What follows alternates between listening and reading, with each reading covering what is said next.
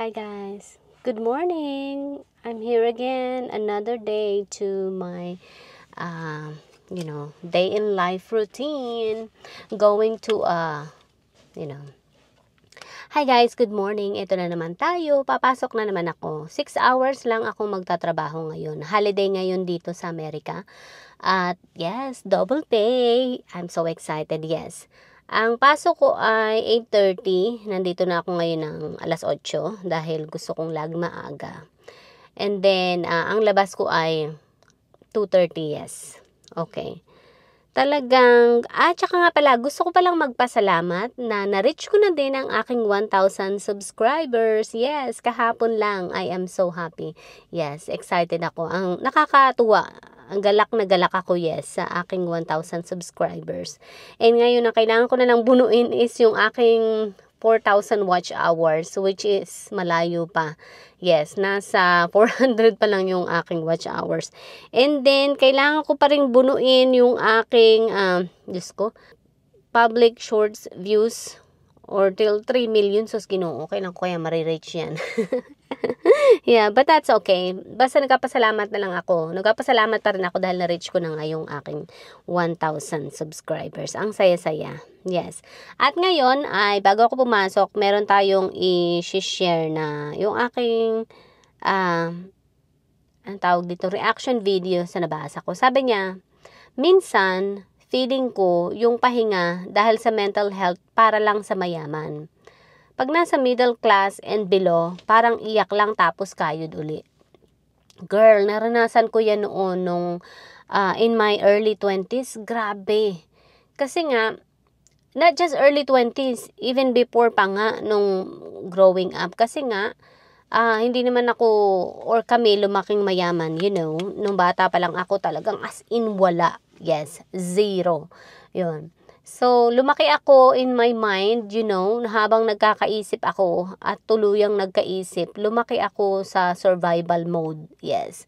So, yun, during high school times is nag-working student ako kasi nga, syempre kailangan kong kailangan ko magtrabaho para masustentuhan yung pag-aaral. Syempre, yun ang aking goal is makatapos ng pag-aaral. Kasi wala akong ibang choice kundi yun lang yung talagang naiisip ko. Sabi ko kahit na lang makatapos ako ng high school, para man lamang madali ako makahanap ng trabaho. Yun. So, talagang pinursigi ko na makuha yan, na makatapos ng kahit high school. Kaya naman nagtrabaho ako 2 to 3 jobs. So, simula noon, nung nabuksan na yung isip ko na kailangan talaga ng trabaho sa mundong ito, sabi ko nga is, para akong nagkaroon, automatic yung utak ko is parang nakawire na siya sa kailangan survival mode ka talaga. Hindi ka pwedeng mawala ng trabaho, hindi ka pwedeng tumigil ng pagtatrabaho. Dahil kapag tumigil ka, paano mo masusustentuhan yung pamumuhay mo? Lalo na nagsimula na yun nung nabuntis na ako, nagkaroon na ako ng anak na maliit. Mas lalo akong parang na-open yung aking yung kaisipan sa lahat ng maraming bagay na kailangan talaga is magtrabaho talaga at mag-ipon. Kasi yun talaga yung pinakakailangan sa buhay eh. Kahit na ayaw mong mag-ipon, kahit na ayaw mong magtabi, kahit na ayaw mong maglaan para doon, kinakailangan talaga. Kaya kahit mahirap, alam mo yun, nung bata pa ako, talagang nagtatabi ako kahit pa magkano. Dahil nga sabi ko, pag hindi ko naman ito ginawa, ay wala pa rin akong tatakbuhan. Kanina ako tatakbo, diba? So wala akong choice, kundi talagang yung sarili ko, paglaanan, pagponduhan, magtabi para pag mangailangan ako ay meron akong matatakbuhan. Yun ang naging goal ko sa buhay, and then nagtrabaho talaga ako. Hindi ako tumigil kasi pakiramdam ko sa sarili ko noong bata pa ako, bawal akong mamahinga. Bawal ako na, alam mo yun, na parang sabi ko, wala akong karapatang mamahinga dahil paano ko mamahinga? Hindi ko afford.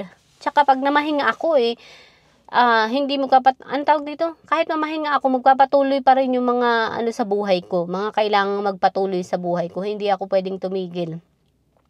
Dahil ang pumapasok sa isip ko noon, pag tumigil ako pagtatrabaho ay, paano yung pangangailangan namin mag-ina? Paano yung gatas ng anak ko? Paano yung diaper ng anak ko?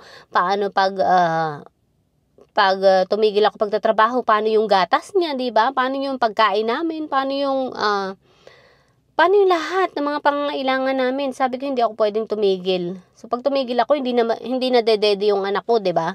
Yun, parang yun ang naisip ko. Sabi ko, he can live without diaper, yes. Pero yung gatas niya, hindi pa. Kasi wala naman siya makukuhang gatas sa akin. At saka hindi pa siya nakain ng solid food noon.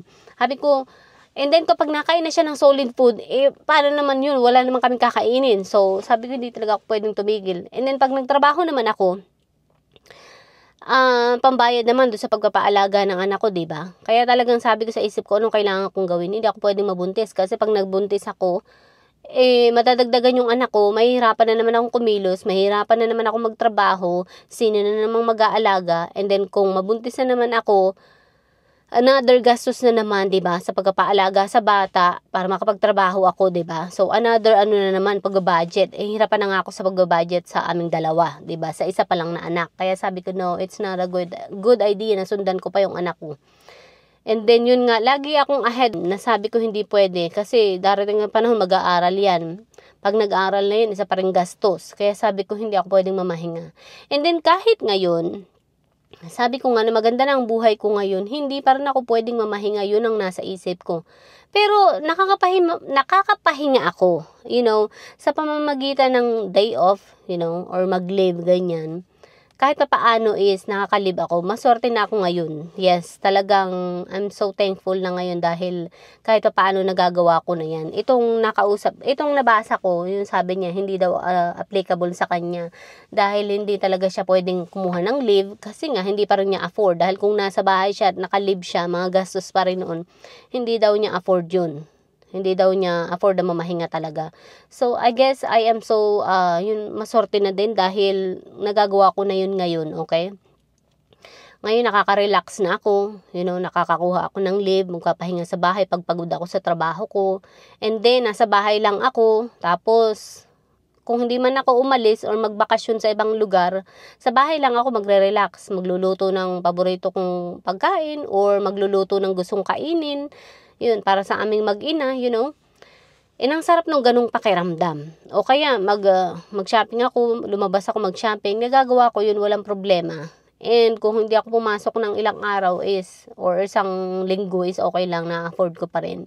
Kaya sabi ko, maganda talaga yung ginawa ko. Na, sabi ko nga, sa una mahirap, pero kapag na-establish mo na yung sarili mo, hindi na magiging mahirap. Kaya nga sabi ko, i-establish mo muna yung sarili mo para kahit paano magkaroon ka ng choices sa buhay mo. Kasi kung hindi mo i-establish yung buhay mo, talagang mahihirapan ka na magkaroon ng iba pang options sa buhay mo, okay? Lalo kang mahihirapan na hindi ma-afford yung mga bagay na hindi mo ma-afford ngayon sa pagdating ng panahon. Kaya nga, kailangan malampasan mo muna yung mga stages na yan, okay? Kasi ako, nilampasan ko naman yung mga stages na yan sa buhay ko. Nung una, hirapan din ako sa buhay, hindi ko alam kung anong gagawin ko. Pero, na-manage ko naman na malampasan yung lahat ng stages na yan. Sabi ko, ang unang-una kong ginawa is binuo ko muna yung sarili ko. Okay? Inisip ko yung lahat ng possible way. Or ini-layout ko na sa harapan ko yung lahat ng mga possible na pwede kong gawin para ayusin ang buhay ko. Una, sabi ko nga, kinailangan ko munang anuhin yung sarili ko. Anong tawag dito? Para hindi ako mabuntis agad. Siyempre, gumawa ako ng paraan para hindi ako mabuntis. Kasi alam ko, pag nabuntis ako, mahihirapan ako na makapagtrabaho uli. Lalo na ako ay yung parang self-sufficient. Wala kang maasahan, wala kang pamilya na pwedeng mag-alaga sa anak mo kapag ikaw ay nagtrabaho, wala, kundi ibang tao. Kaya wala kang choice kundi ipaalaga talaga yung anak mo sa ibang tao. Buti na lang dito, mapapagkatiwalaan naman yung mga tao dito na pwede mong iwanan yung anak mo sa child care para alagaan nila. Kasi dito, kumbaga, well-trained naman sila na mag-alaga ng bata. Meron silang CPR, meron silang, yung license para, yun nga, mag-alaga ng bata.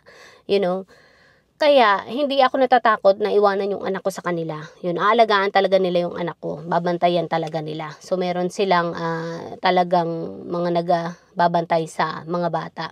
Kaya nagawa ko yun na makapagtrabaho. Siyempre, yung halos magkano binabayad ko noon sa childcare, medyo mahal din.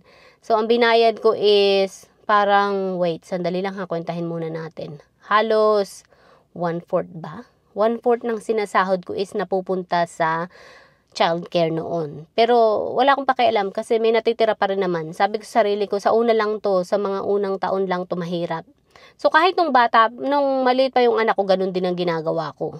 Pero lalo na nung nasa Pilipinas ako, mas mahirap yun kasi wala talagang natitira. And sa Pilipinas, wala namang mga ganun na childcare, 'di ba? So ang kailangan ko lang maghanap talaga nung mapapagkatiwalaan na mag-aalaga sa anak ko. Yun ang ginawa ko.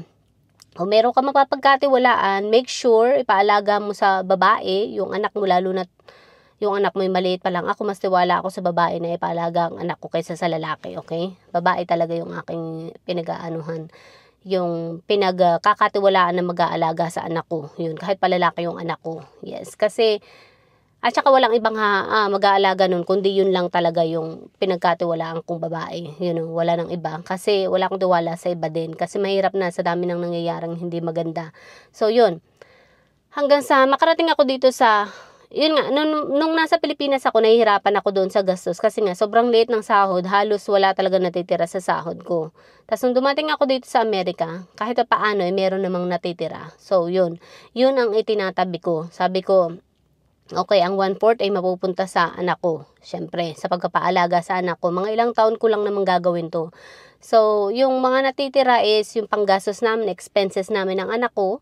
Tapos yung natitira is yun ang itinatabi ko talaga. Kaya meron pa rin akong naitabi para sa sarili ko. Kaya sabi ko, talagang pag-ipunan mo, paglaanan mo talaga yung sarili mo. Magtabi ka kahit mahirap, sobrang hirap talaga sa totoo lamang. Pero sabi ko nga, i-control mo yung mga nasa paligid mo, okay? Kasi kung hindi mo makokontrol yung buhay sa paligid mo, mahihirapan ka pa rin kontrolin yung ibang darating pa sa buhay mo. So, limit mo muna. Try mo kung maliit. Try mo muna sa maliit, okay? Ako, kagaya ko, for example, hindi ako sanay sa malaking responsibilidad.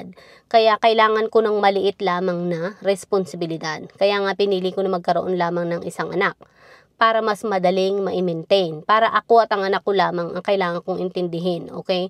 Yung kami lang dalawa. Kasi kung madadagdagan pa yan, mahihirapan ako na i-contain sila. Mahihirapan ako, kaya ko, pero mahihirapan ako, nandun yung matinding stress. Kaya sabi ko, isa lang muna ang gagawin ko. Susubukan ko muna kung kaya ko bang isa. And then, titingnan ko, pag, maraming mga taon, pag pumapasok na siya sa school, makikita ko kung kaya ko pa rin ba i-maintain yung stress. So, na-realize ko, as a year goes by, habang pumapasok yung anak ko sa school, mahirap. Sobrang hirap talaga. Sabi ko nga, lalo na kapag mag-isa ka lamang na ikaw yung gumagawa ng lahat ng paraan para ikaw ay pumasok sa trabaho, ihanda mo muna yung anak mo papasok sa school, at then yung mga kakailanganin niya, kakainin niya, dadalhin niyang snacks, lahat yun ihanda ko. Maaga akong gigising. Siyempre maaga pa naman akong gigising kahit wala pa yung anak ko. Or kahit malaki na yung anak ko ngayon, maaga pa rin akong gumigising. And then yun, bago pumasok sa school, ida-drop off ko muna yan dun sa school niya. Or minsan, iintayin ko pang dumating yung bus para masigurado na nasa bus ba siya at hindi siya naiwan ng bus. Kasi isa ko pang iisipin din yan, kung na-late siya at hindi siya na-pick up ng bus, babalik pa ako para ihatid din siya sa school. So yun, talagang sinisiguro ko yun na makasakay siya ng bus bago ako malis. Tapos, nung after school na nandun na siya sa school, asikasuhin ko pa yung childcare niya para pagkatapos ng school, diretso siya sa childcare. Tapos, yung childcare naman hanggang 6:00 lang yun. So, kailangan bago mag 6:00 is ma-pick up ko na yung anak ko. Otherwise, police na ang magbabantay dun sa anak ko dun sa childcare. So, yun. Or police na ang tatawag sa akin. Yun. Kaya talagang sabi ko is mahirap sa simula. Pero kapag yun ay nagawa mo, sabi ko nga, ponduhan mo yung sarili mo, pag-ipunan mo yung sarili mo ng lahat ng mga kailangan mo. Number 1 is pera. Sa mahirap sa simula, pero pag napunduhan mo yung sarili mo, napaglaanan mo yung sarili mo, mag-ipon ka, mag-ipon ng kahit magkano ng sahod mo, mahirap talaga eh. Sabi nga nung iba, mahirap daw para sa kanila. Pero sobrang hirap talaga. Nagawa ko naman yan nung nasa Pinas ako. Doon yung matinding sacrifice, matinding hirap, pero nagawa ko.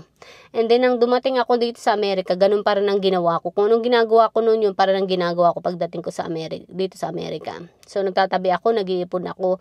Kahit magkano iniipon ko, sabi ko, pag ito'y naipon, sa loob ng maraming taon, makakatulong ito sa akin. And then, nakita ko na nakatulong naman sa akin.